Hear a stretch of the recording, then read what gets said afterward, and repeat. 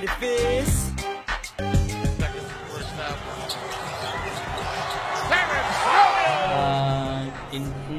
Narinig ko pero hindi ko kasi nakita dahil wala na akong FB eh.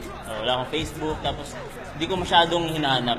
Pero naririnig ko nga na medyo nag-viral. Dennis Romeo pala, akala ko si Steph Curry.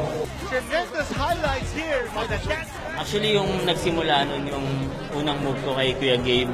Pag move ko kay Gabe ng behind the back. Gabe Norwood. And then, Ito. Oh, the pick. Oh, what a dance move! During that moment, naisip ko na gawin yun. Tapos, pagkita ko kay Polly, kasi medyo pumapasa ng mga time na yun. Nakita ko si Polly na medyo nag-fake pass ako na pa-in out. Then, yun, medyo kumagat siya. Tapos, yung import, alam ko may last line pa na defender. So, nag-pretend ako na pupunta ako sa import na didiretsuhin ko siya. Then, papunta ko sa kanya, nag-sidestep ako palayo. Tapos na palayo na layup.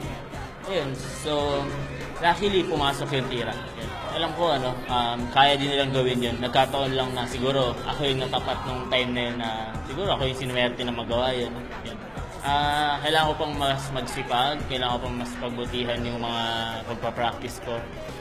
Kailangan di ako makontento kung ano yung mga nagagawa ko para mas tumagal ako sa PBA kasi yun yung goal ko. Tumagal ako sa PBA tapos syempre manalo yung team ko sa PBA. Ay walang paki, nagkakape sa ere. Pumipeke ng pasag, pumipek. Tus mala, Benji para sa